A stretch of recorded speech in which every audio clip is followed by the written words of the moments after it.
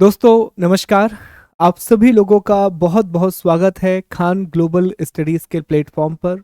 और भी ज़्यादा स्वागत है आपका हमारे एनसीईआरटी के इस फाउंडेशन बैच में जिसकी आज पहली क्लास है। मेरा नाम शुभम कुमार गुप्ता है और इस पूरे के पूरे बैच में मैं आपको इतिहास विषय पढ़ाने वाला हूँ। उम्मीद यही है कि आप सब लोग बहुत अच्छे होंगे और आप सभी लोगों की जो पढ़ाई है वो बहुत अच्छे तरीके से चल रही होगी। और मैं ये मान के चल रहा हूँ कि यहाँ पर बहुत से लोग ऐसे भी होंगे जो शायद सिविल सेवा परीक्षा की तैयारी में अपना पहला कदम रखने के लिए जा रहे हैं। तो मैं आपको भी बताना चाहूँगा कि ये जो पूरा बैच चलने वाला है, इसके साथ आप अपने फाउंडेशन को बहुत बेहतर ढंग से बना पाएंगे। तो आपका स्वागत है आज के इस सेशन में। तो जैसा आप जानते हैं कि कोई भी कोर्स जब शुरू होता है, कोई भी सब्जेक्ट जब शुरू होता है, तो उसका पहला सेशन हम इंट्रोडक्शन सेशन रखते हैं जिसमें हम कोर्स के बारे में बात करते हैं, हम एनसीईआरटी के बारे में बात करते हैं, हम ये भी बात करते हैं कि एनसीईआरटी क्यों पढ़ना चाहिए, हम एनसीईआरटी किस तरह से पढ़ेंगे, और फिर हम पाठ्यक्रम की बात करते हैं, हम सिलेबस की बात करते हैं। तो पहले मैं आपको बता दूं कि आज की जो क्लास है उसमें हम क्या क्या पढ़ने वाले हैं। देखिए, सबसे पहले हम शुरू करेंगे FAQ से, जिसे हम कहते हैं फ्रीक्वेंटली आस्क्ड क्वेश्चन। क्या होता है कि जब भी हम कोई बैच शुरू करने जाते हैं तो बहुत बेसिक सवाल आपके मन में होते हैं। PDF कैसे मिलेगा, टेस्ट होगा नहीं होगा, नोट्स कैसे बनाना है, आप जो नोट्स दोगे वो किस प्रकार के होंगे, इन सभी बातों का पहले हम समाधान करेंगे। फिर दूसरी बात हमें ये चर्चा करना है कि why NCERT is that important. ठीक है। ये एक बड़ा सवाल है क्योंकि जितने भी आप टॉपर्स के इंटरव्यू सुनते हैं, कभी भी आप तैयारी करने के लिए जब इंटरनेट पे पहली बार सर्च करते हैं कि मैं सिविल सेवा की तैयारी करना चाहता हूं और सिविल सेवा की तैयारी में पहला कदम क्या होना चाहिए, तो हमेशा उसमें पहला जवाब आता है कि आपको एनसीईआरटी से इसकी शुरुआत करनी चाहिए।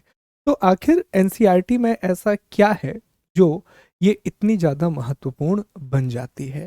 फिर हमें इस बात पर भी चर्चा करनी है कि आखिर एनसीईआरटी को कैसे पढ़ा जाए, हाउ टू रीड एनसीईआरटी। देखिए, एक तो हम क्लास में आपको बताएंगे, पर जैसा मैं आपको बताऊंगा कि क्लास के साथ साथ कुछ चैप्टर्स ऐसे होंगे जो आपको खुद से भी रीड करने पड़ेंगे, क्योंकि वो चैप्टर कहीं ना कहीं आपको एक बेस प्रदान करेंगे। वो चैप्टर कहीं ना कहीं आपके एक लैंग्वेज का बेस आपको प्रोवाइड करेंगे। ठीक है। तो इसमें फिर हम चर्चा करेंगे कि आखिर आप कैसे हाउ टू रीड एनसीईआरटी। और फिर हम चौथे पॉइंट में डिस्कस करेंगे कि जो हमारा प्राचीन भारतीय इतिहास है, जहाँ से हम अपने टॉपिक को शुरू कर रहे हैं, तो पहले हम जानेंगे कि इतिहास क्या है और प्राचीन भारतीय इतिहास, एंशंट हिस्ट्री जो है, उसका पाठ्यक्रम किस तरह से होगा, उसका सिलेबस किस तरह से होगा, हम इस बात की चर्चा करेंगे। तो आज की क्लास में जो 1 घंटे का भी ये सेशन होने वाला है, इसमें हम 4 बिंदुओं पर चर्चा करेंगे। और फिर 5वां बिंदु रहेगा, जो आपके डाउट हैं, जो आपके क्वेश्चंस हैं, वो आप पूछेंगे। देखिए, एक चीज मैं बिल्कुल स्पष्ट कर देता हूँ पहले ही मिनट में या पहले ही शुरुआती समय में, कि मेरी क्लास में अगर आपने पुरानी मेरी कोई भी क्लास देखी है तो मैं बीच में कमेंट नहीं लूंगा आपके। जैसे मान लीजिए कि मैं कुछ आपको पढ़ा रहा हूँ, कुछ समझा रहा हूँ, आप बीच में कमेंट करेंगे, I will not take the comment, मैं देखता भी नहीं हूँ। इसलिए कमेंट आप तब करें जब मैं आपसे बोलूं कि आप कमेंट कीजिए, तब मैं आपके कमेंट देख पाऊंगा। अन्यथा आप बोलते रहेंगे, ना आप पढ़ पाओगे और ना किसी दूसरे को पढ़ने दोगे। दूसरी बात, देखो, सब मेरी बात तो मानेंगे नहीं। कुछ लोग ऐसे होंगे जिनकी आदत है कि वो कमेंट करते रहेंगे करते रहेंगे करते रहेंगे। तो जो लोग पढ़ना चाहते हैं, मेरा आपसे रिक्वेस्ट ये है कि जब मैं पढ़ा रहा हूँ तो आप कमेंट वाला सेक्शन ऑफ करके सिर्फ क्लास पर फोकस कीजिए, कंसेप्ट पर फोकस कीजिए। क्योंकि हिस्ट्री एक ऐसा सब्जेक्ट है ना दोस्तों, जिसमें कंसेप्ट तो हैं, पर कंसेप्ट के साथ साथ फैक्चुअल डेटा बहुत ज़्यादा है। और रीसेंट ट्रेंड अगर आप देखें विशेष तौर पर यूपीएससी का, तो उसमें फैक्चुअल कंटेंट की जानकारी आपसे एक्सपेक्टेड की जा रही है कि बहुत से फैक्ट्स आपको पता होंगे। और जहाँ पर भी फैक्ट ज़्यादा होते हैं, और चूंकि आपको ऐसे फैक्ट भी पढ़ना है जो कई बार कंसेप्ट से लिंक नहीं होंगे, तो वहाँ आपका फोकस और भी ज़्यादा बेहतर होना चाहिए, वहाँ आपकी तैयारी और भी ज़्यादा उत्कृष्ट होनी चाहिए। ठीक है। तो सबसे पहले हम शुरुआत करेंगे फ्रिक्वेंटली आस्क्ड क्वेश्चन से। हम FAQ से इसकी शुरुआत करेंगे और फिर हम टॉपिक को आगे बढ़ाएंगे। ठीक है? Okay, all good.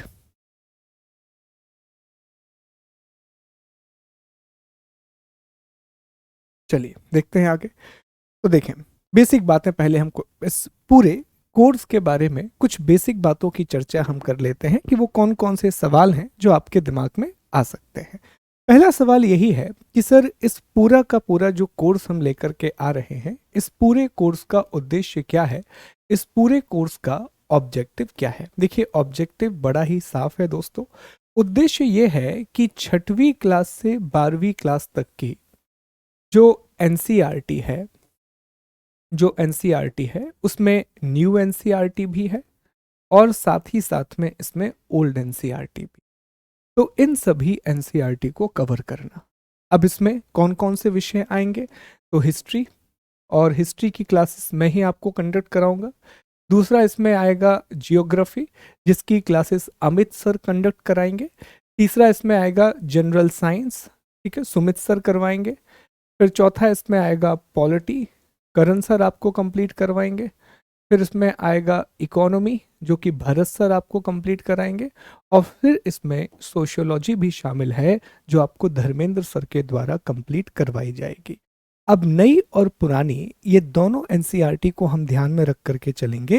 जब हम आपको क्लास पढ़ाएंगे तो हम ये भी देखेंगे कि अगर कोई टॉपिक पुरानी एनसीईआरटी में था तो नई एनसीईआरटी और पुरानी एनसीईआरटी में अगर कोई चेंज किया गया है, कोई अच्छा कंसेप्ट है, तो वो भी हम आपको कंप्लीट करा करके देंगे। तो ये इस कोर्स का मूल उद्देश्य होगा, जिसमें हम 6वीं से लेकर के 12वीं तक की एनसीईआरटीज को बहुत डिटेल में कवर करेंगे, पढ़ाएंगे डिटेल में और नोट्स देंगे शॉर्ट में, ताकि आपके शॉर्ट नोट्स बन सकें, आपके पास एक अच्छा हैंडआउट आ सके। ठीक है? अगला सवाल ये आता है दोस्तों कि इस कोर्स की जो कक्षाएं हैं वो कहाँ पर होंगी। तो ये तो आप जान ही चुके हैं कि इसकी पूरी कक्षाएं, अब आप इस बैच में आ चुके हैं तो हमारे खान ग्लोबल स्टडीज के एप्लीकेशन पर इसकी कक्षाएं कंडक्ट की जाएंगी। तीसरा सवाल, इस कोर्स की भाषा, लैंग्वेज। तो ये शुरुआत में भी आपने देखा होगा कि ये जो पूरा कोर्स है ये बाइलिंगुअल चलेगा, अर्थात ये हिंदी हिंदी और इंग्लिश दोनों में चलेगा।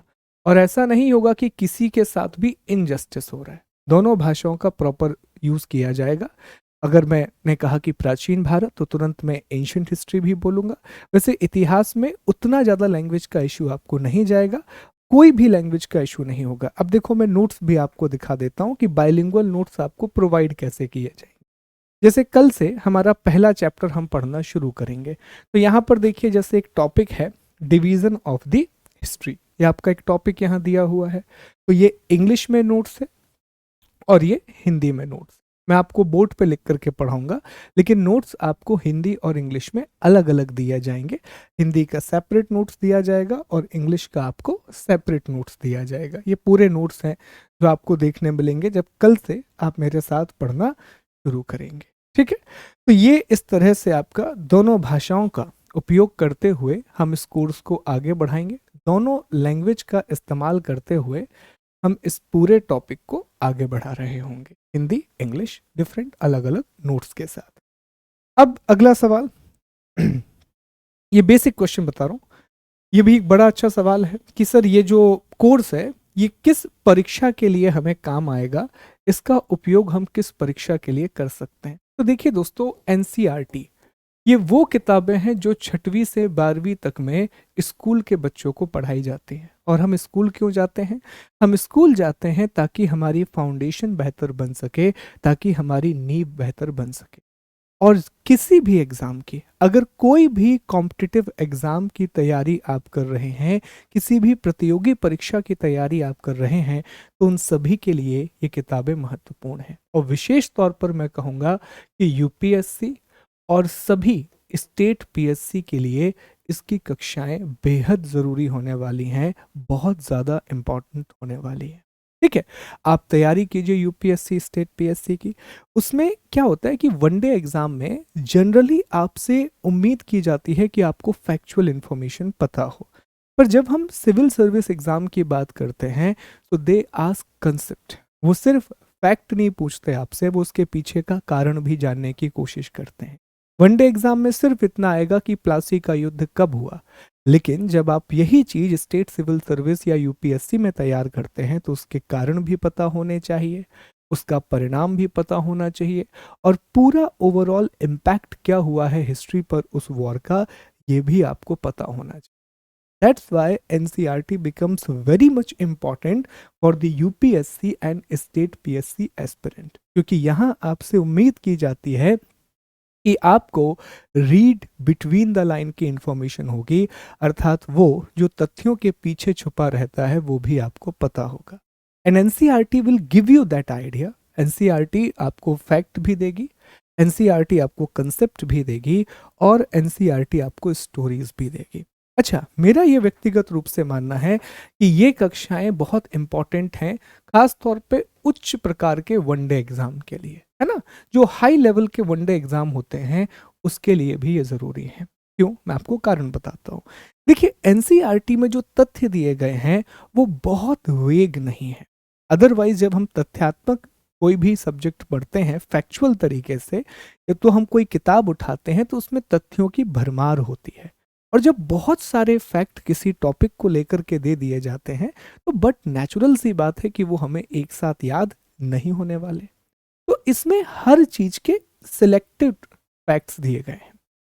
एग्जाम्पल के लिए कि अगर हम भारत के प्रमुख राजाओं की बात करें तो आपने मान लीजिए कि मुगल पढ़ना शुरू किया, तो आप अगर सामान्य किताब से पढ़ेंगे तो हर एक राजा के बारे में, हर एक बादशाह के बारे में पढ़ना पड़ेगा।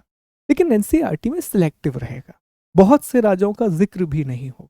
तो इससे क्या होता है कि जो फैक्चुअल सब्जेक्ट है हिस्ट्री जैसा, वो फिर धीरे धीरे करके आपके लिए कम होने लगता है, और बेसिक फैक्ट जो एग्जाम में ज्यादा आते हैं उन पर आपकी पकड़ ज्यादा बेहतर हो जाती है। ठीक है, तो ये इस पूरे कोर्स का उद्देश्य रहेगा, ये ऑब्जेक्टिव रहेगा, और खास तौर पे इन परीक्षाओं के लिए ये बेहद जरूरी है, और पर्सपेक्टिव चेंज करना होगा। अभी जब हम चर्चा करेंगे कि एनसीईआरटी पढ़ना कैसे है, तो वहां पर हम इस बात की चर्चा करेंगे कि आपको अपना पर्सपेक्टिव बदलना होगा एनसीईआरटी को पढ़ने को लेकर। ठीक है, बिकॉज पहली रीडिंग जब हम एनसीईआरटी के लगाते हैं तो हम उसको लूसेंट की तरह पढ़ते हैं, मतलब फैक्चुअल तरीके से, और हम इस बार वैसा नहीं करेंगे। आप धीरे धीरे समझेंगे कि हमारा ज़्यादा जो जोर रहेगा वो तथ्यों पर ना हो करके अवधारणाओं पर रहेगा, अर्थात कंसेप्ट पर रहेगा। ठीक है, इसके बाद अगली बात आप समझें कि इस कक्षा का पीडीएफ मिलेगा, बेशक इसमें कोई डाउट नहीं है, आपको पीडीएफ मिलेगा। हिंदी इंग्लिश का अलग अलग पीडीएफ मिलेगा आपको।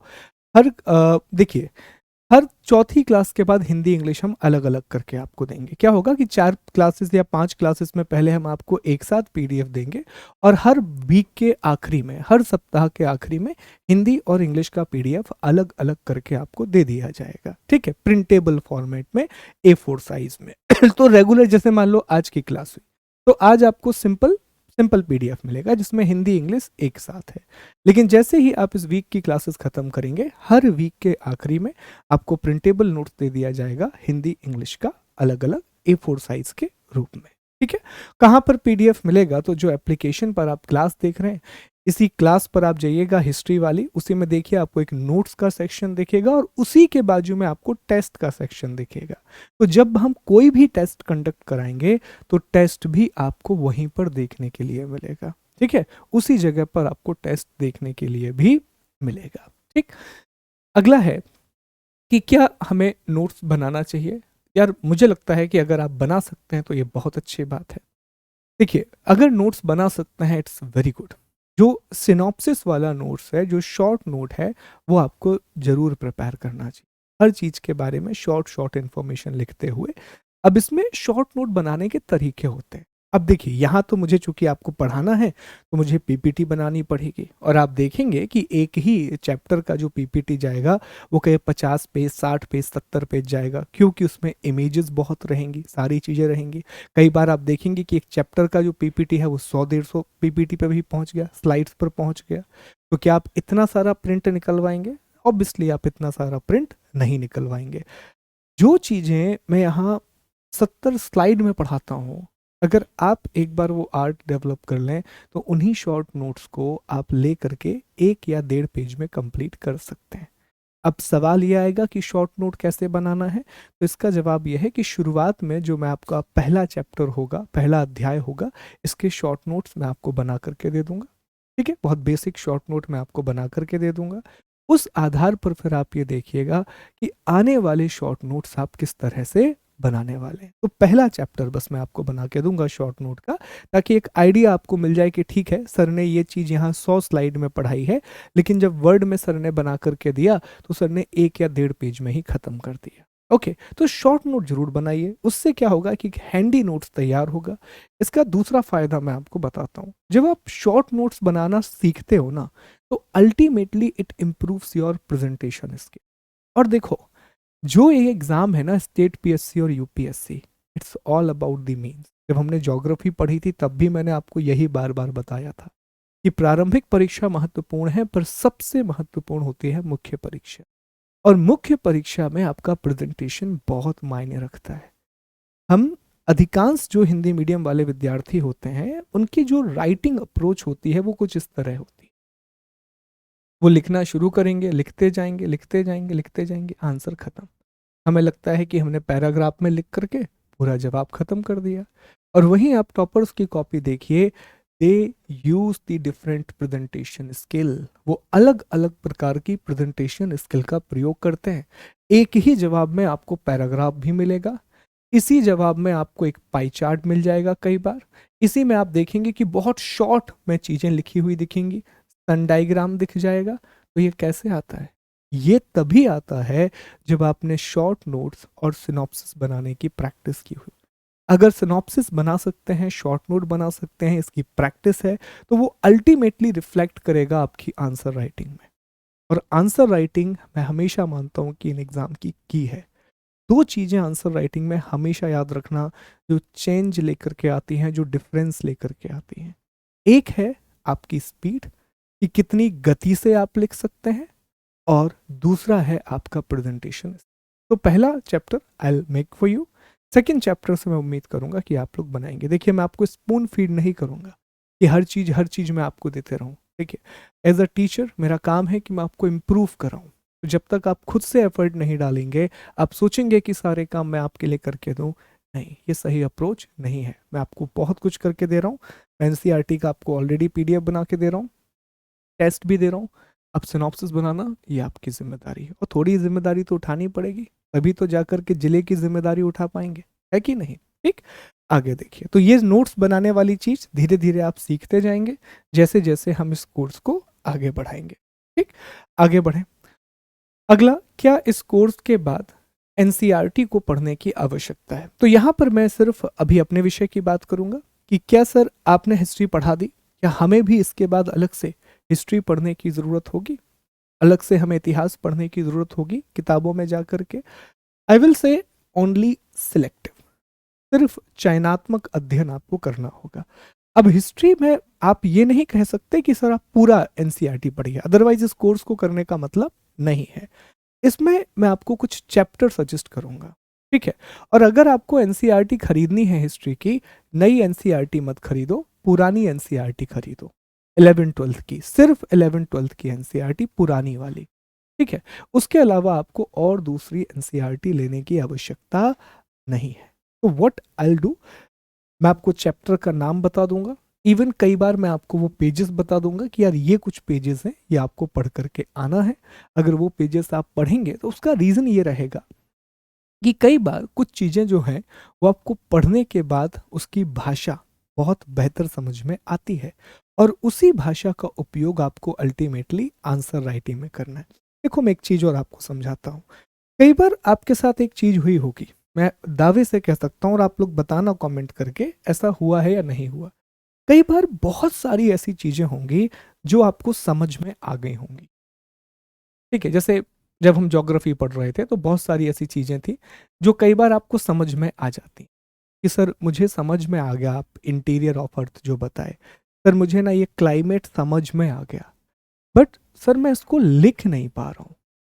ये हुआ है कभी कि सर समझ में आ गया पर लिख नहीं पा रहे हैं, लैंग्वेज नहीं आ रही। सर मुझे ये पता है, दिमाग में मुझे पता है कि सर अंडमान निकोबार यहाँ पर है, पर सर ऐसा तो मैं नहीं लिखूंगा कि अंडमान निकोबार यहाँ पर है।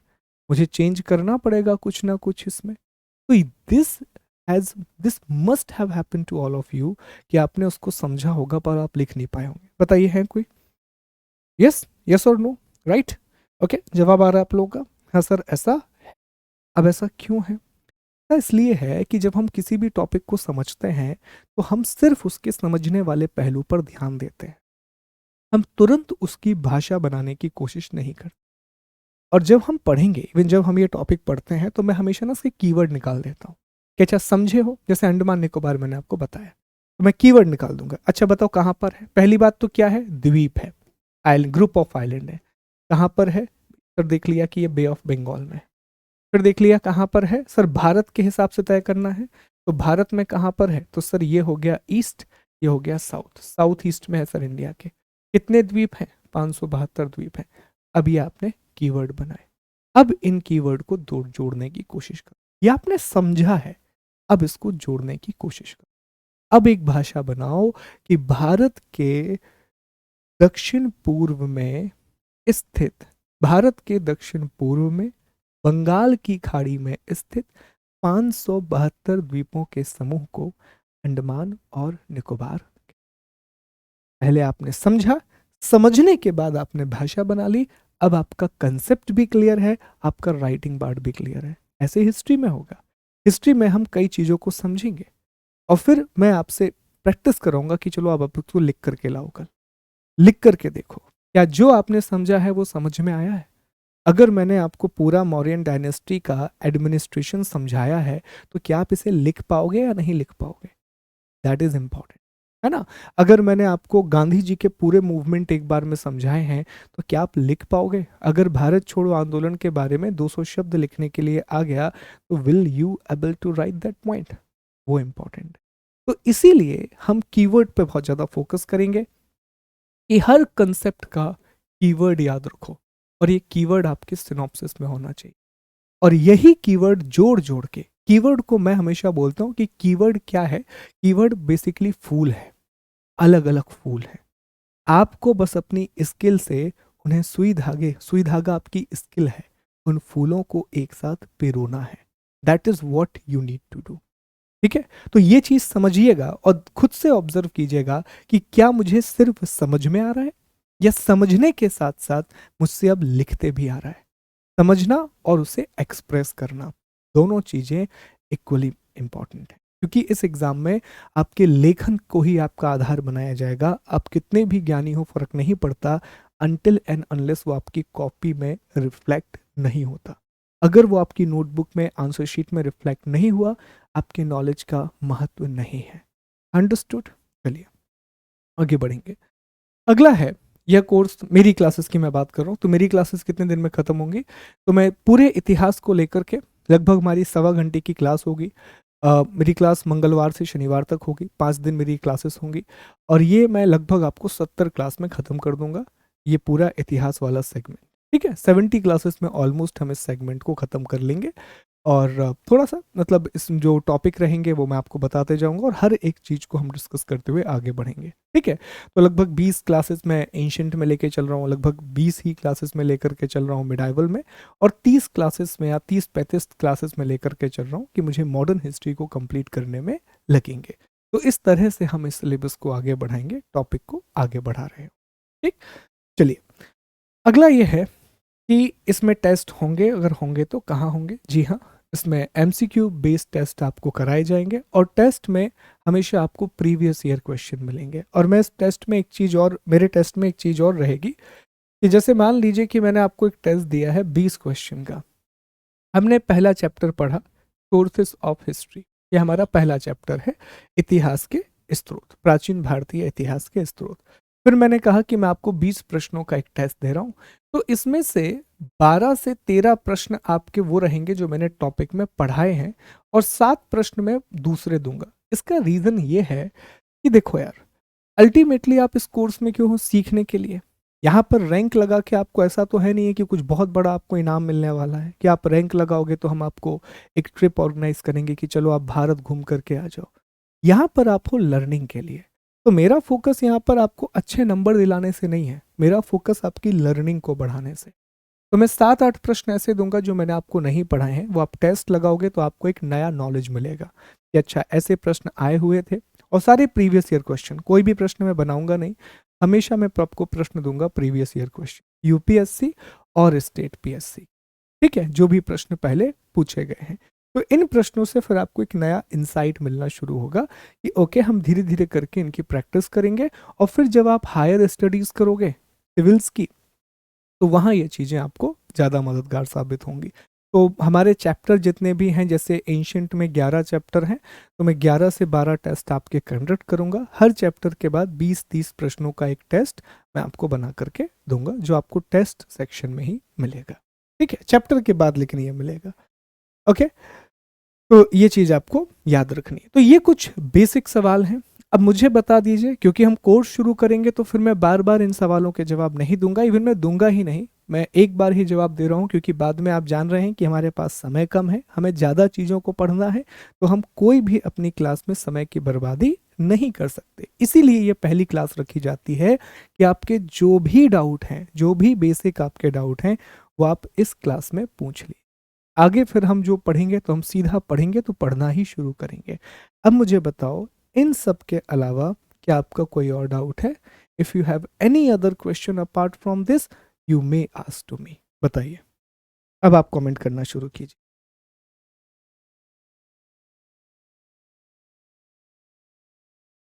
हाँ, रिकॉर्डेड फॉर्म में भी क्लास मिलेगी, लाइव होगी। लाइव के लगभग मुझे लगता है आधा घंटे 45 मिनट के बाद इसका रिकॉर्डिंग भी आपको अवेलेबल करा दिया जाएगा। नहीं, अभी इसमें आर्ट एंड कल्चर आपको कोई और पढ़ाएंगे, मेरा काम इसमें आपको हिस्ट्री के 3 सेगमेंट पढ़ाना है। ओके, डेली 2 क्लास होगा। Thank you Ram, thank you so much. हाँ, वर्ल्ड हिस्ट्री भी कवर होगी, वर्ल्ड हिस्ट्री भी कवर होगी, राइट।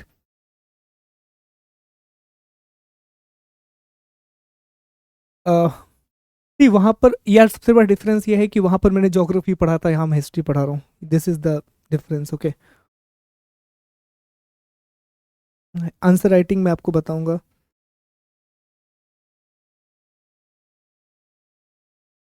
हाँ, अच्छी रहेगी यूपीएससी के लिए, बीपीएससी, हाँ ये सभी के लिए बिल्कुल इंपॉर्टेंट रहेगी, बीपीएससी यूपीएससी के लिए। मेरा क्लास 10 बजे से होगा, 10 बजे से 11:15 बजे तक।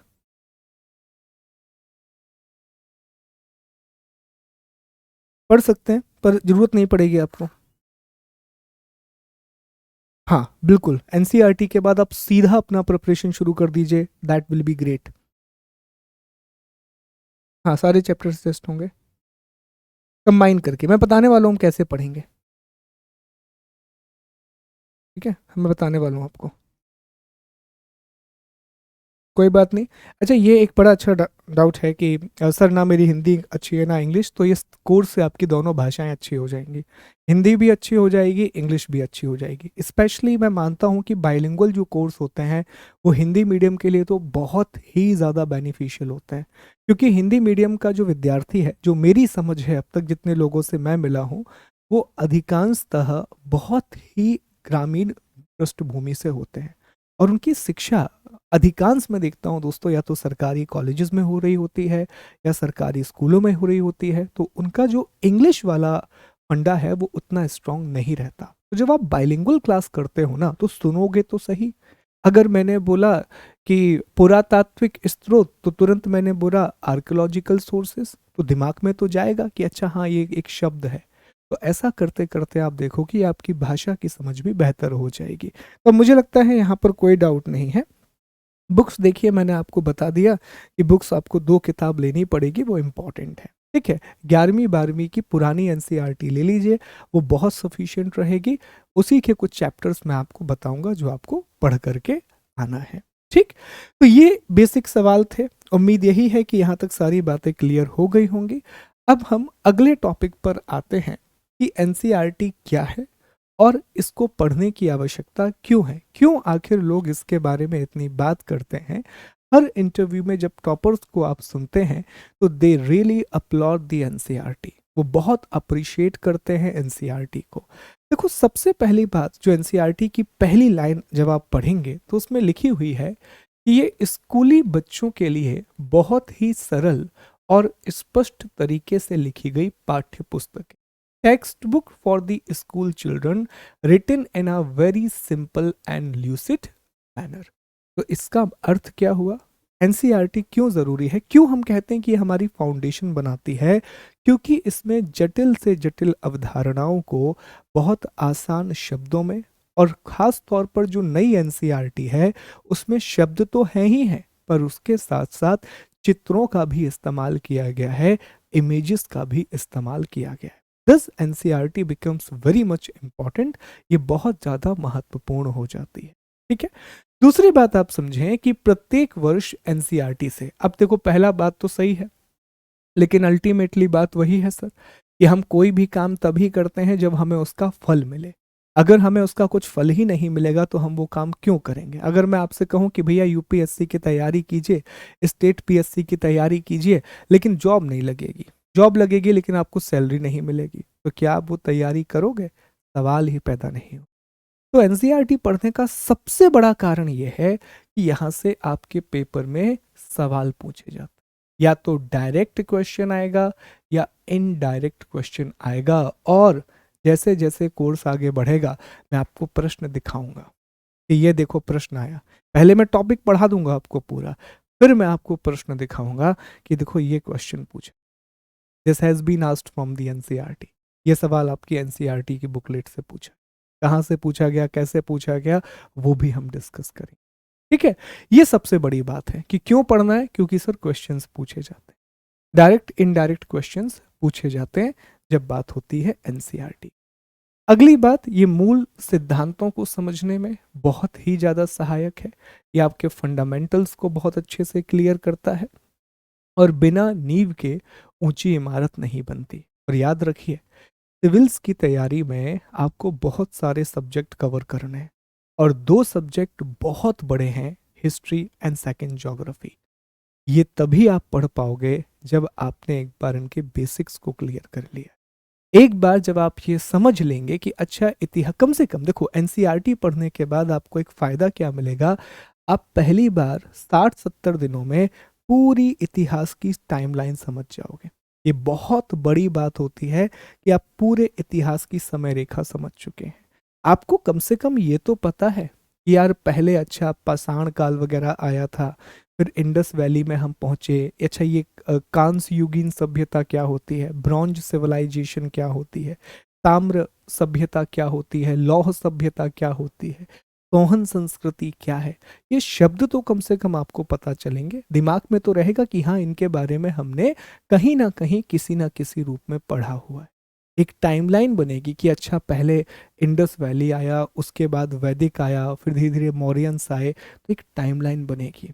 जो विदेशी आक्रमण भारत में हुए, सिकंदर का आक्रमण, अलेक्जेंडर का जो आक्रमण हुआ, वहां से लेकर के पूरे जो आक्रमण हुए, इंडो ग्रीक्स क्या होते हैं, कुशांस कैसे आए, ये सब आपको एक जानकारी मिलेगी, पूरी एक इंफॉर्मेशन। अरेबियन इन्वेजन कैसे हुआ, कैसे भारत में दो मुसलमानों ने आक्रमण किया, तुर्की मुसलमान, अरबी मुसलमान, कहाँ से आए, क्यों आए, ये पूरा एक समय रेखा के रूप में स्पष्ट हो जाएगा। और जब ये समय रेखा, ये टाइमलाइन आपके दिमाग में क्लियर होगी, तो जब भी आप इतिहास पढ़ेंगे तो आप तुरंत घटनाओं से रिलेट कर पाएंगे। अच्छा हाँ, इंडस वैली मतलब आपके दिमाग में आएगा कि ये किस समय की बात हो रही है, पहली चीज जो क्लियर होगी आपको एनसीईआरटी पढ़ने के बाद। और दूसरा क्लियर होगा कि ये किस क्षेत्र की बात हो रही है, ये किस पर्टिकुलर एरिया की बात हो रही है। जरूरी है ना, बिना ज्योग्राफी के हिस्ट्री कैसे पढ़ोगे, और बिना हिस्ट्री के ज्योग्राफी कैसे पढ़ोगे? तभी तो कनेक्शन बहुत अच्छा है ना। एक बार हिस्ट्री पढ़ो तो ज्योग्राफी भी तो क्लियर हो कि इंडस वैली कहाँ थी, वो चीज आपके दिमाग में स्पष्ट होती चलेगी जैसे जैसे हम इस कोर्स को आगे बढ़ाएंगे। इसीलिए कहा जाता है कि दिस इज फंडामेंटल। अच्छा मैं ये क्यों बता रहा हूँ आपको पता है? आप अपने आप से एक सवाल कीजिएगा कि हमेशा आप ये सुनते रहते हैं कि सर ये हमारे फंडामेंटल्स को स्ट्रॉन्ग करता है, कभी ये सवाल भी किया है कि फंडामेंटल का अर्थ क्या होता है?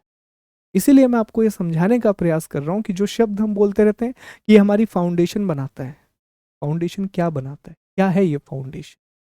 क्योंकि देखो कोई भी काम जब कर रहे हो ना, तो ये तो पता हो कि हमें उससे सीखना क्या है। अगर यही नहीं पता और आप बस घुस गए हो उस चीज में, पहले ऑब्जेक्टिव तो क्लियर करो ना दिमाग में कि क्या सीखना है। जैसे मान लीजिए I am a great fan of cricket, मैं क्रिकेट बहुत खेलता हूँ। तो अगर मैं क्रिकेट में ट्रेनिंग सेशन में गया, मेरे दिमाग में तो क्लियर हो कि आज के ट्रेनिंग सेशन में मुझे कौन से शॉट की प्रैक्टिस करनी है। ठीक है, मुझे सिर्फ कवर ड्राइव की प्रैक्टिस करनी है या मुझे आज रेंज हिटिंग करनी है, तो मैं सिर्फ उसी पर फोकस करूंगा, तभी मेरा आउटपुट बनेगा। दैट्स वाई मैं हमेशा कहता हूं कि पढ़ाई हमेशा आउटपुट ओरिएंटेड होनी चाहिए। जब आप पढ़ने के लिए बैठते हो ना, 1 घंटे पढ़ने के लिए बैठ रहे हो, तो पहले अपने आप को एक लक्ष्य दो कि 1 घंटे में इतने टॉपिक मैं कंप्लीट करूंगा। अदरवाइज मैं आपको बता रहा हूं कि बहुत से लोग यहाँ ऐसे होंगे जो सुबह से शाम तक बैठे होंगे पढ़ने के लिए, और जब उठे होंगे पढ़ाई करके तो लगा होगा कि यार मैंने तो कुछ पढ़ा ही नहीं, दिमाग में तो कुछ आया ही नहीं, सुबह से शाम तक क्या मैं बैठा रहा, क्या मैंने अपना समय बर्बाद किया। ये डाउट आपके दिमाग में आना शुरू हो जाए। रीजन रीजन बड़ा सिंपल है कि हम कभी भी अपने आप को टारगेट नहीं देते। To give yourself target, तभी जाकर के आपको कुछ बेहतर अचीव होगा। ओके, तो फाउंडेशन बनाना है। इस कोर्स में मैं आपको ये दावा नहीं कर रहा हूं कि मैं आपको हायर स्टडीज कराऊंगा, नहीं, वो हमारा काम नहीं है। मेरा काम है जो एनसीईआरटी में आपको दिया है वहां से वो बातें निकालना जो आपको आगे हेल्प करेंगी। Hindi answer writing, Hindi preliminary examination, उस दोनों में आपको हेल्प आना। ठीक है, even in the newspaper reading and your interviews. ठीक, आगे देखिए, वही मजबूत नींव बनाने में सहायक है। ये देखिए, महत्वपूर्ण तथ्यात्मक जानकारी का भंडार, ह्यूज अमाउंट ऑफ इंफॉर्मेशन। कौन सी इंफॉर्मेशन? महत्वपूर्ण तथ्य। तो ये पहले हमने आपको बता दिया। अब जैसे कल की क्लास में मैं आपको अभिलेखों के बारे में बताऊंगा, इंस्क्रिप्शंस के बारे में हम पढ़ेंगे।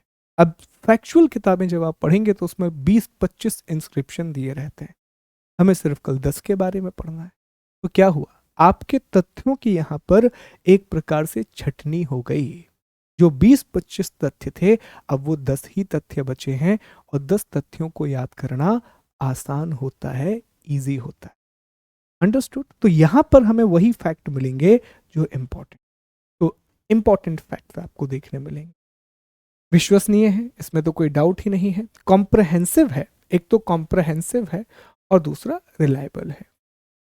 ठीक है, उत्तर लेखन और नोट्स बनाने में बहुत मदद मिलती है, क्योंकि जब आप इसमें नोट्स बनाएंगे तो इसमें आप किसका इस्तेमाल करेंगे? आप चित्रों को देखेंगे, आप टेबल का इस्तेमाल करेंगे, एग्जाम्पल देखेंगे, मैप देखेंगे, ये सारी चीज़ें आपको देखने मिलेंगी। Easy understanding of language. तो एक आंसर राइटिंग में आपको क्या चाहिए?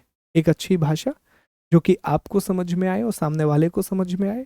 दूसरी बात, चित्र, जहाँ पर भी आप डायग्राम बना सकते हैं। तीसरा, फ्लो चार्ट, और ये सारी एनसीईआरटी में दिए गए हैं। बहुत से डायग्राम हैं, बहुत से फ्लो चार्ट हैं, और भाषा बहुत आसान है, तो आपको बहुत ईज होगा जब आप आंसर लिखेंगे। ठीक है, तो वो आपको समझ में आएगा बहुत ईजिली। एक और चीज मैं हमेशा कहता हूँ, ये मेरा व्यक्तिगत रहा है कि एनसीईआरटी हमेशा आपको हेल्प करती है ऑप्शनल सब्जेक्ट को चूज करने में। अब आप जान रहे हैं कि यूपीएससी जैसे एग्जाम की जब आप तैयारी करते हैं तो उसमें ऑप्शनल एक बहुत बड़ा रोल प्ले करता है। अधिकांश लोग ऐसे हैं जो पहले एनसीईआरटी पढ़ने के बाद ऑप्शनल की कोचिंग करते हैं, उसके बाद जाकर के जीएस की तैयारी करते हैं, बिकॉज दे अंडरस्टैंड कि यार ऑप्शनल एक बहुत इंपॉर्टेंट सेगमेंट है, और ऑप्शनल अगर हमने अच्छे से कवर कर लिया तो हमारी तैयारी बहुत पुख्ता हो जाएगी, क्योंकि एक बहुत बड़ा जो नंबर है वो आपको ऑप्शनल से मिलेगा। लेकिन समस्या यही है कि जब भी आप वैकल्पिक विषय का चुनाव करने के लिए जाते हैं, ऑप्शनल को सिलेक्ट करने के लिए जाते हैं, you have to face a lot of hurdles. बहुत सारी समस्याएं आती हैं, क्योंकि ये बहुत बड़ा डिसीजन है, ये छोटा डिसीजन नहीं है। आप अटेम्प्ट देने के लिए जा रहे हैं, you have to be very clear about what you are going to choose, है ना? तो ये बड़े डिसीजंस होते हैं दोस्तों। तो इसमें क्या है कि जैसे अभी आपको 6 विषयों की एनसीईआरटी पढ़ने मिलेगी। आप राजनीति के बारे में भी जानेंगे, इतिहास के बारे में, भूगोल के बारे में, अर्थशास्त्र के बारे में, विज्ञान के 3 विषयों के बारे में, फिजिक्स, केमिस्ट्री और बायो के बारे में, और साथ ही साथ में आप सोशियोलॉजी के बारे में जानेंगे। तो कम से कम इन विषयों के बारे में आपको ये तो पता चल जाएगा कि क्या मेरा इंटरेस्ट इन विषयों में है, पहला प्रश्न। दूसरा, क्या मैं इसकी आंसर राइटिंग अच्छे से कर पा रहा हूँ। तीसरा, क्या मुझे ये विषय समझ में आते हैं, क्योंकि कुछ विषय ऐसे होंगे जो आपको बहुत अच्छे से समझ में आएंगे, और कुछ विषय ऐसे होंगे जो आप कितना भी प्रयास करें शायद आपको उतने अच्छे से समझ में नहीं आते, क्योंकि हर इतने सारे सब्जेक्ट हैं यार, 15 विषय हैं। कोई किसी का वीक पॉइंट होगा, कोई किसी का आप कह सकते हैं कि स्ट्रॉन्ग पॉइंट होगा। तो ये जानकारी आपको एनसीईआरटी पढ़ने से मिलती है। और अगर इन विषयों का चुनाव आप ऑप्शनल के रूप में करेंगे तो डेफिनेटली आपको ये पता चल जाएगा कि हाँ ये मेरे लिए सही है, ये मेरे लिए सही नहीं है, इसमें मैं कंफर्टेबल था पढ़ने में, तो ऑप्शनल पढ़ने में भी मैं कंफर्टेबल ही रहूंगा। ठीक है, चलिए आगे बढ़ते हैं। तो ये बात भी हो गई व्हाट एंड व्हाई, ये भी हमने चर्चा कर ली।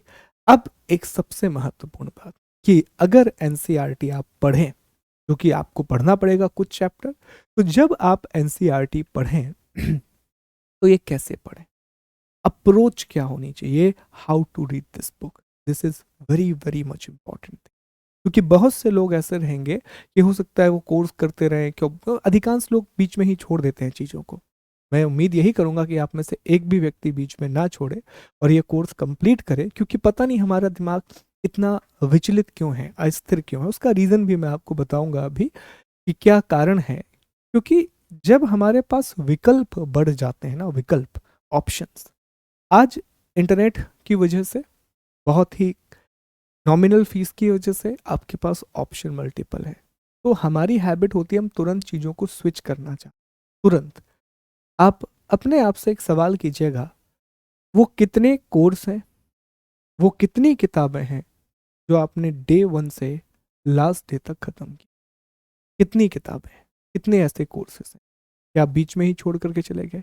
आप देखिएगा कि आप ही के बीच में अगर अभी 100 लोग पढ़ रहे हैं तो वो रेशियो आपको सिर्फ 5 या 6 लोगों का मिलेगा। 94 to 95%, ये मेरी बात नहीं, अब डेटा है कि 94 से 95% लोग ऐसे होते हैं कि वो चीज़ों को शुरू करते हैं बट बीच में ही छोड़।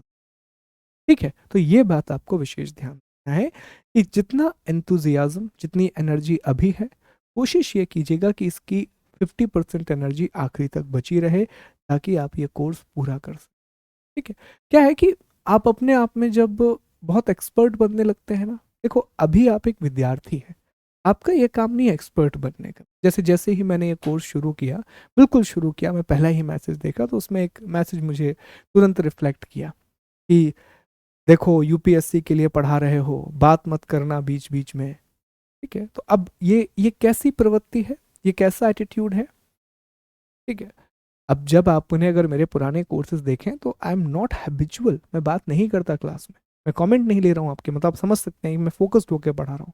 बट आपने तुरंत क्या बताया, तो ऐसे धीरे धीरे करके फिर आपका एटीट्यूड बदलता रहता है, आप तुरंत जजमेंटल हो जाते हो पहली दूसरी क्लास से। और तभी मैं कह रहा हूँ कि आपका काम एज अ स्टूडेंट, बात यही है कि अगर आपने एक प्लेटफॉर्म को चुन लिया है, एक शिक्षक को चुन लिया है, तो एक बार उसके साथ अपनी जर्नी को पूरा तो कीजिए, बीच में ही छोड़ने की आवश्यकता क्यों है आपको। तो कई बार जिंदगी में हर जगह हर चीज को जज करना सही नहीं होता, ये आपके एटीट्यूड में बुरी चीज लेकर के आती है, ये पर्सनालिटी में बुरी चीज लेकर के आती है। और अभी तो ठीक है, ये बात आप मेरे तक है, पर ये बात जब आपकी पर्सनल लाइफ में आप रिफ्लेक्ट करते हो कि वो ऐसा है, वो ऐसा है, ये वैसा है, वो ऐसा है, तो आप देखेंगे कि आपकी लाइफ में कॉम्प्लेक्सिटी बहुत बढ़ जाती है। अंडरस्टूड, तो ये भी आपको ध्यान रखना है कि ये बहुत इंपॉर्टेंट है कि कोर्स को आप कंप्लीट करें, भटके ना, क्योंकि आपके पास मल्टीपल सोर्सेस हैं। देखो मैं आपको बता रहा हूँ क्या होगा, आपने कोर्स शुरू किया, 3 4 दिन पढ़ा, दिमाग में थॉट आएगा, अरे यार ये ऐसा नहीं चल रहा है, चलो मैं दूसरा कोर्स ले लेता हूँ। फिर आएगा, यार अब एनसीईआरटी ही पढ़ लेते हैं, हम ही पढ़ लेंगे, सर लोगों से पढ़ने की क्या जरूरत है, चलो हटाओ कोर्स खत्म। एक काम करते हैं कि एनसीईआरटी का कोई शॉर्ट कुछ ना कुछ तो रास्ता होगा, वो अपना लेते हैं। ठीक है, यार एनसीईआरटी पढ़ने की ज़रूरत ही नहीं है, क्योंकि जब मैं बेसिक फाउंडेशन पढ़ने जाऊंगा तो वहाँ तो टीचर सब बताएंगे, तो एनसीईआरटी पढ़ के अपना समय क्यों खराब कर। तो धीरे धीरे करके आपके दिमाग में ये थॉट्स आएंगे, देखो ये हमेशा आएंगे, हर कोर्स जब आप करते हो, हर किताब जब आप पढ़ते हो, ये थॉट आते हैं। याद रखना, हमारी ह्यूमन बॉडी इस तरह बनी हुई है कि आपको मेहनत करने से रोकती है, ये आपको हार्डवर्क करने से रोकती है। यही कारण है कि दुनिया में सफल बहुत कम लोग होते हैं। आपको उस सिचुएशन को कैसे हैंडल करना है, वो तो आपको यही थॉट देगा ना कि हार्डवर्क मत करो। You have to take the stand और कहना पड़ेगा कि नहीं मैं मेहनत करूँ। तो ये पहला मेरा आपको एडवाइस है कि प्लीज कंप्लीट द कोर्स। बीच में मत छोड़िए, मत भटकिए यहाँ वहाँ, एक बार कंप्लीट कीजिए, 6 महीने का समय बिताइए और फिर आप देखेंगे कि आपके अंदर इम्प्रूवमेंट। फिर बीच में छोड़ देंगे, भटक जाएंगे, सही नहीं।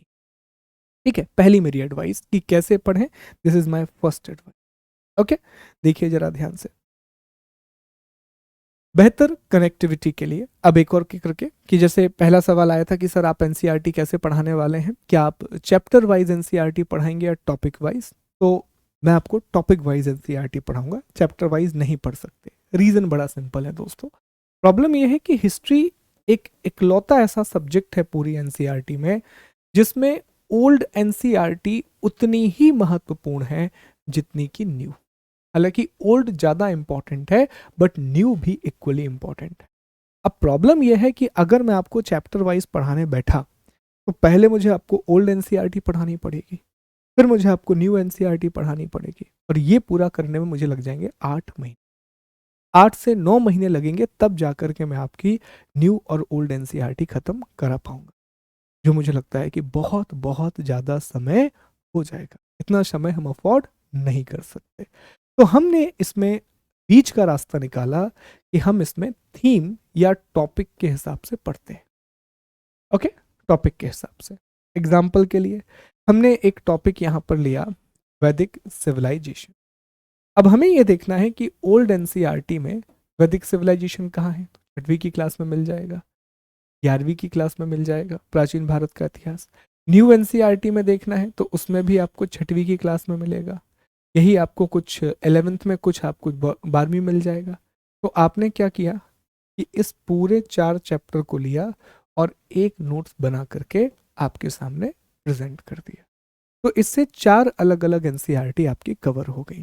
ठीक है, 4 अलग अलग एनसीईआरटी आपकी कवर हो गई। और जैसा मैंने आपसे कहा कि आपको कौन सी एनसीईआरटी पढ़ना है, आप सिर्फ ओल्ड एनसीईआरटी 11th 12th।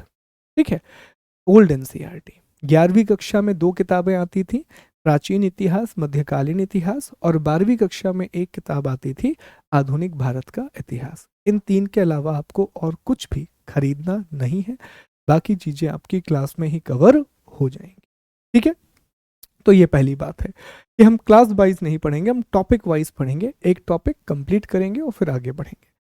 दूसरी बात यह है सिलेक्टिव बने। एनसीईआरटी का हर एक चैप्टर इंपॉर्टेंट नहीं होता कि नहीं यार एनसीईआरटी हर कोई बोल रहा है तो हर चैप्टर पढ़े, नहीं। इतिहास में भी बहुत सारे ऐसे विषय हैं जो आपको पढ़ने की आवश्यक चैप्टर हैं जो आपको पढ़ने की आवश्यकता नहीं है। ओके, तो वो भी मैं आपको बीच में बताऊंगा कि देखो इतने चैप्टर हम छोड़ दिए हैं और आप भी इनको छोड़ सकते हैं, क्योंकि वहां से कोई भी प्रश्न नहीं आता। वो प्योरली स्कूल के बच्चों के लिए बनाया गया है ताकि उन्हें इंटरेस्ट आ सके इस विषय को लेकर के। ठीक है, इसके बाद अगली चीज, कम से कम 2 से 3 बार आपको जरूर पढ़ना चाहिए। कम से कम 2 से 3 बार पढ़िए इन किताबों को। Requires 2-3 readings. इससे आपके नॉलेज बहुत इन्हांस होगा जब आप मेरी क्लास कर लेंगे। अगर मेरे नोट्स को आपने 2 से 3 बार रिवाइज कर लिया तो अल्टीमेटली आपके अंदर एक कंसेप्चुअल क्लैरिटी आने लगेगी चीज़ों को लेकर के। तो ये भी एक रिक्वायरमेंट है। ठीक है, पहली रीडिंग में महत्वपूर्ण बिंदुओं को हाईलाइट करें, दूसरी रीडिंग में सिनॉप्सिस बनाएं, पुस्तक के प्रश्नों और क्रियाकलापों को सॉल्व करें। ये हम करेंगे जब हम कोर्स को आगे बढ़ाएंगे। तो एनसीईआरटी में आप जानते हैं कि पीछे प्रश्न दिए होते हैं, एमसीक्यू बेस्ड क्वेश्चन भी होते हैं और बहुत सारे विषयगत प्रश्न भी होते हैं, अर्थात सब्जेक्टिव क्वेश्चन भी होते हैं।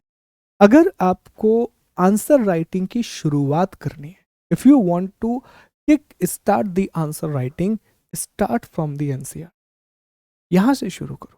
जैसे मान लो कि मैंने आपको एक टॉपिक पढ़ाया मौर्यन, आपने जो किताब ले रखी है एनसीईआरटी की, उसके प्रश्नों को लिखना शुरू लिखिए। वो आपका पहला कदम होगा आंसर राइटिंग के लिए। तो ये जो प्रश्न यहाँ दिए रहते हैं, जो यहाँ क्रियाकलाप दिए रहते हैं, विशेष तौर पर मैं प्रश्नों की बात कर रहा हूँ, उन प्रश्नों को आप जरूर हल कीजिए। बहुत सारे प्रश्न जब आप पढ़ेंगे, तो अगर आप मान लीजिए कि हर एक चैप्टर के बाद 10 प्रश्न दिए गए, अगर आपने 3 प्रश्न भी लिख लिए ना, बहुत बड़ी बात है, आप मान करके चलिए। क्योंकि ऐसा करते करते मैंने आपको 11 चैप्टर पढ़ाए और 11 चैप्टर से हर चैप्टर के आपने 3 प्रश्न लिखे, तो 33 क्वेश्चंस हो गए आपके। और ये आंसर राइटिंग के शुरुआती दौर में सबसे अच्छी बात है। और आपने पढ़ा है टॉपिक, और वो चूंकि एनसीईआरटी के ही आप प्रश्न के उत्तर लिख रहे हैं, तो आपका कॉन्फिडेंस भी बढ़ेगा कि अच्छा चलो हमसे राइटिंग की शुरुआत तो हुई। अब पहले दिन जाकर के अगर आप यूपीएससी का प्रश्न लिखने लगेंगे तो कॉन्फिडेंस आपका इतना डाउन हो जाएगा कि आप कहोगे कि भैया तैयारी ही ना की, है ना। ये बात भी निकल करके फिर आएगी, तो ये इस बात का भी आपको विशेष ध्यान रखना है।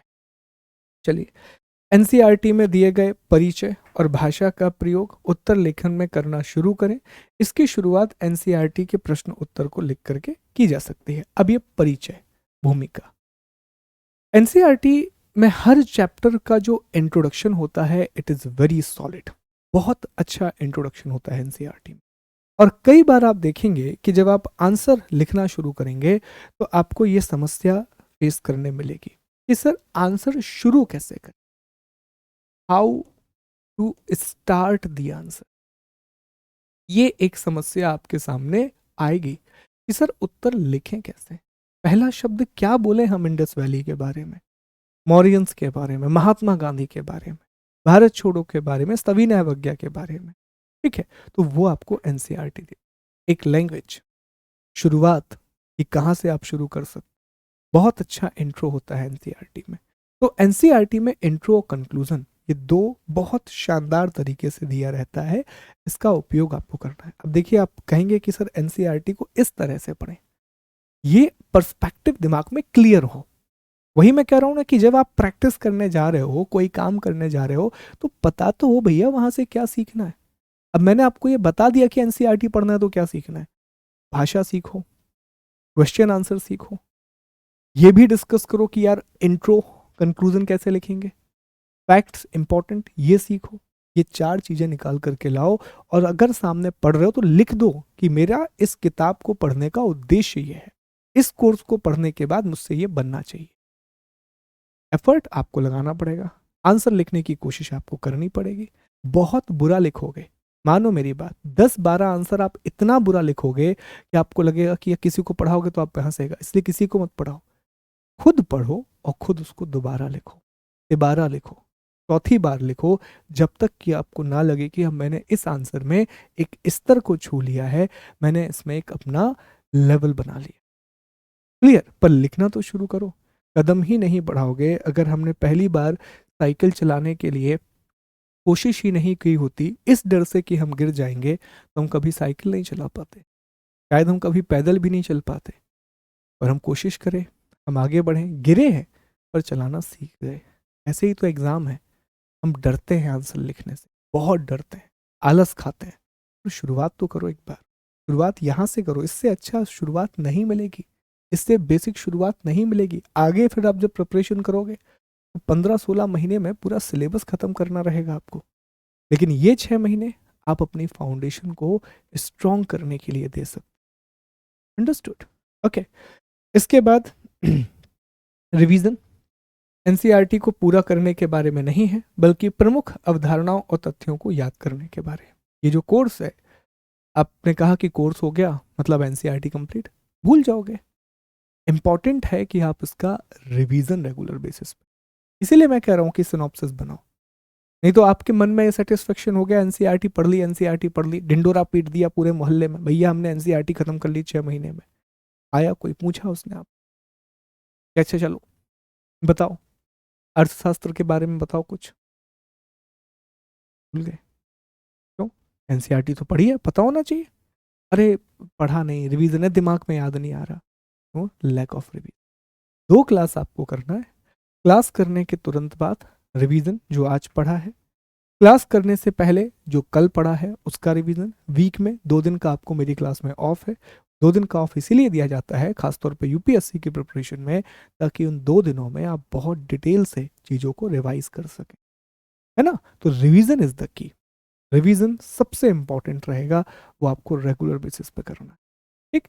अब देखें, एनसीईआरटी के बारे में एक बहुत अच्छी बात है, मैंने क्यों कहा कि आपको 2 से 3 बार इसे पढ़ना होगा, जो चैप्टर मैं आपको बताऊंगा। NCERT are overwhelming when you are reading them for the first time, when you read them for the second time they are simply amazing, and third reading makes you realize how enlightening, insightful they can. ये beauty है। आप जितने लोग NCERT पढ़ते हैं उनसे पूछिएगा, कोई भी किताब पढ़िए, जो किताब होती है जब आप उसको दूसरी तीसरी बार पढ़ोगे आपको उसी किताब में कुछ नया नजर आएगा। मैं एक हमारे यहाँ पर एक पंडित जी रहते हैं, तो उनसे मैं मिला, बहुत ज्ञानी है, बहुत ही ज्ञानी है। तो उनसे मेरी मुलाकात हुई और उन्होंने कहा कि मैंने अब तक गीता को शायद 100 से भी ज़्यादा बार पढ़ लिया होगा, काफ़ी एजड है, और जितनी बार मैं गीता पढ़ता हूँ उतनी बार मुझे उसमें कुछ नया मिलता, हमेशा मैं अपनी नई परिस्थितियों के साथ उसे जोड़ पाता हूँ। इतनी बड़ी बात है। एक पुस्तक को एक व्यक्ति 100 बार से ज़्यादा पढ़ चुका है और तब भी उतनी ही रुचि है, और जितने बार वो पढ़ रहे हैं उन्हें कुछ नया मिल रहा है। हमारे पास इतना समय तो नहीं है क्योंकि हम एग्ज़ाम निकाल रहे हैं, बट हम किसी चीज़ को 2 बार तो पढ़ सकते हैं, एटलीस्ट 3 बार तो पढ़ सकते हैं। रीडिंग ही तो करना है, और जितनी बार आप रीडिंग करोगे आपको कुछ नया मिले।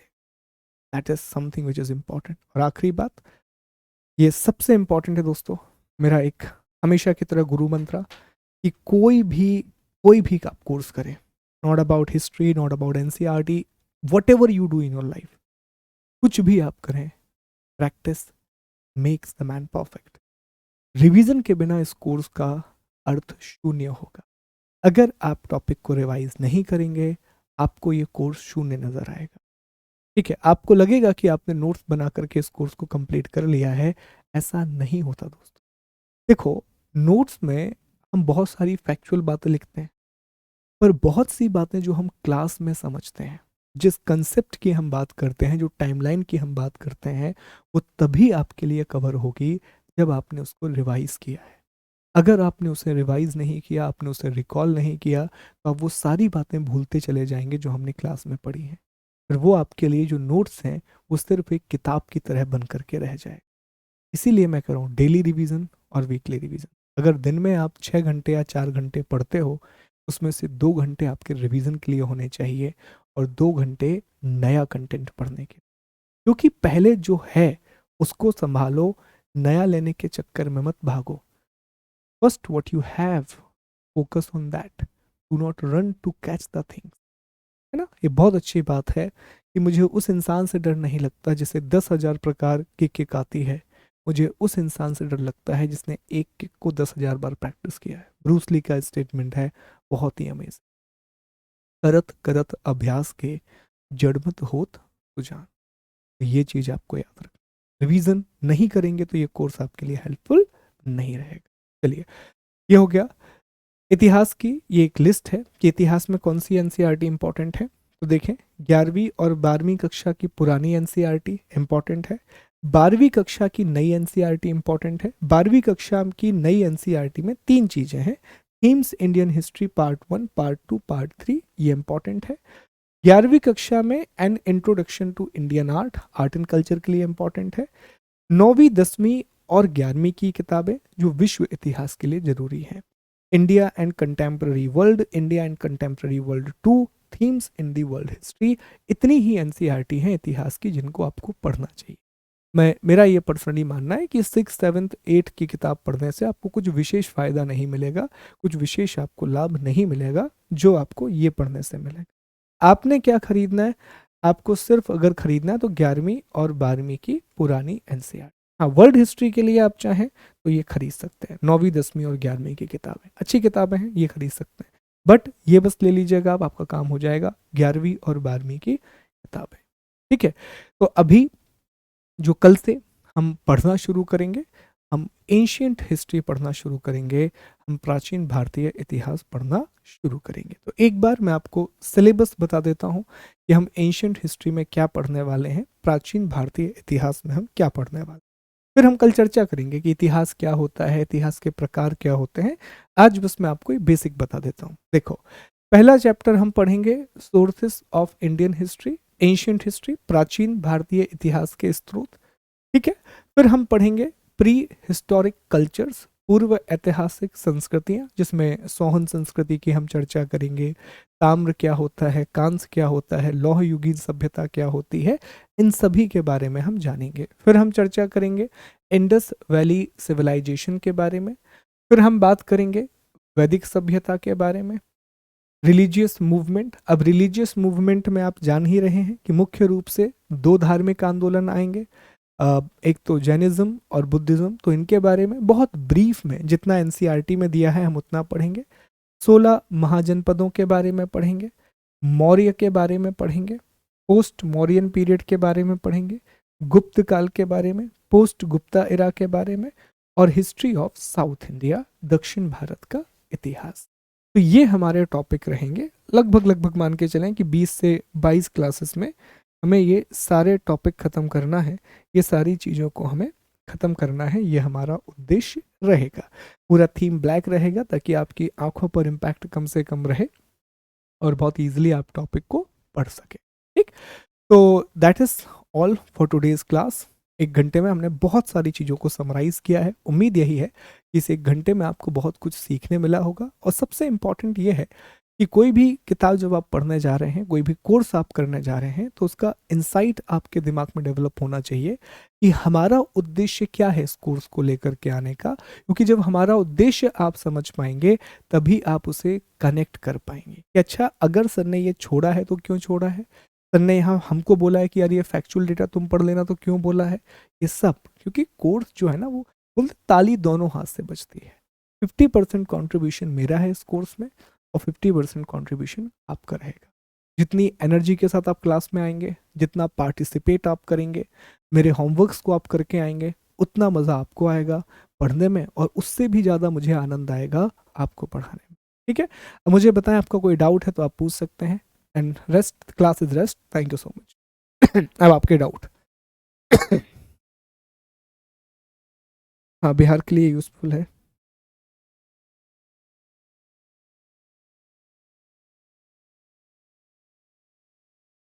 हाँ, चल जाएगा तरुण, नो प्रॉब्लम। और नहीं, मुश्किल है, but I have to check. Sufficient होगी, सफिशिएंट होगी, बट मैंने फिर भी आपसे कहा कि अगर आप ले सकते हैं, देखिए ज़रूरत नहीं है, पर फिर भी मैं आपसे कह रहा हूँ कि ले सकते हैं तो 11वीं 12वीं की सिर्फ पुरानी क्लास लीजिए। नहीं, कोई ग्रुप नहीं बनेगा। ठीक है, ग्रुप में क्या होता है आप सभी जानते हैं। होगा तो एक टेलीग्राम ग्रुप जो आपको बता दिया जाएगा। बिकॉज ग्रुप में मेरा जो व्यक्तिगत अनुभव है और टीम का अनुभव भी मुझे लगता है यही है कि बहुत नॉनसेंस बातें होती हैं और वो समय खराब करने वाली चीज़ है ना। कुछ ऐसा नहीं है कि आपको ग्रुप में डिस्कस करने से कुछ बहुत अलग चीज़ें मिल जाएंगी। आप यहाँ डिस्कस कीजिए, पूछिए मुझसे जो कुछ भी है। नहीं, पब्लिकेशन का नहीं, एनसीईआरटी लीजिए, सीधा एनसीईआरटी। ठीक है। ओके निर्मला।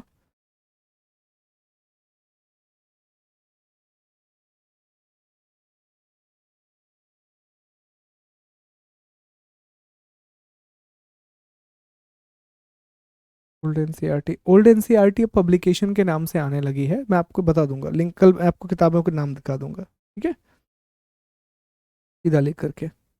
क्लास के बाद आप, जैसे अभी मैं कर रहा हूँ ना, हर क्लास के बाद मैं 10 मिनट आपको दूंगा, तो 10 मिनट में आपके जो जेन्युइन डाउट हैं आप वो पूछ सकते हैं। बहुत हेल्पफुल होगा रवि, मैंने अभी पूरा आपको समझाया, बहुत हेल्पफुल होगा। चलिए, ओल्ड एनसीईआरटी जेरोक्स वालों के यहाँ मिलती है, या फिर मैं आपको कल बता दूंगा किताबों के नाम, तो पब्लिकेशन से ले लीजिएगा सीधा। हाँ, इतने टॉपिक में एंशियंट हिस्ट्री खत्म हो जाएगा। इतना ही आपकी इतिहास की किताब में दिया गया है, तो हम इतना ही पढ़ेंगे। हाँ, इन्वायरमेंट का भी होगा, बिल्कुल होगा इन्वायरमेंट का।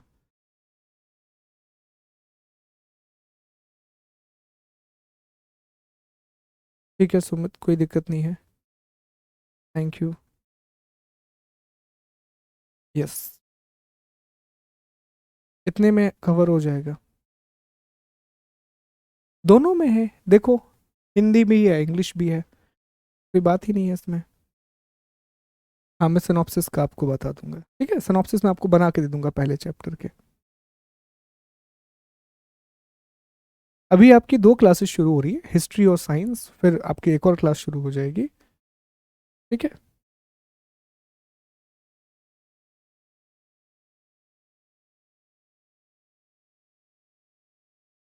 हाँ, सही रहेगा।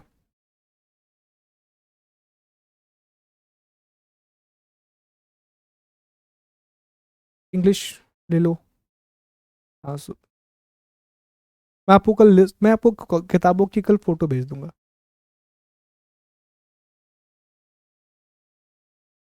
ओके।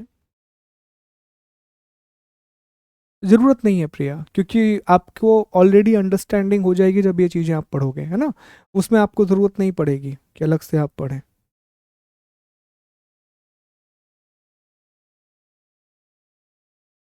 हिंदी और इंग्लिश दोनों में होगा सत्यम कंटेंट।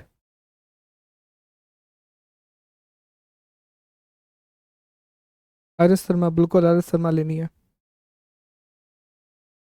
नहीं अरिहंत, देखो यार ये अरिहंत वगैरह गाइड है, आप गाइड से नहीं पढ़ सकते, है ना?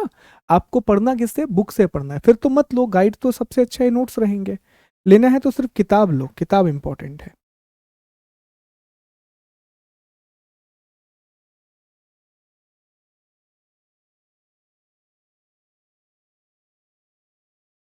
ऑलरेडी शेयर कर दिया गया है टाइम टेबल, मेरी क्लास है और एक साइंस की क्लास है, ठीक है? साइंस की क्लास 23 से शुरू होगी, आप जाकर के एक बार देखिए। ठीक है, चलिए। तो thank you so much Amardeep, thank you. आप बिल्कुल कर सकते हैं संदीप, शुरू कर सकते हैं आप ये बात। चलिए, तो कल आपसे मिलते हैं, अपना ख्याल रखिए, बहुत पॉजिटिव रहिए, ठीक है? कोशिश यही कीजिए कि अगर कोई डाउट है जो बहुत नेसेसरी नहीं है तो ना पूछें, और क्योंकि बहुत सारे कमेंट हैं, मैं फिर इंपॉर्टेंट डाउट भी नहीं दिख पाते हैं, तो अपना ख्याल रखिए। आपसे फिर मुलाकात होगी, कल आपसे मिलेंगे 10 बजे, तब हमारा पहला चैप्टर जो है वो है सोर्सेस ऑफ एंशियंट हिस्ट्री, हम इसको शुरू करेंगे। 2 दिन में इस चैप्टर को ख़त्म करेंगे। मिलते हैं आपसे, ख्याल रखिए, take care, God bless you, जय हिंद, जय भारत।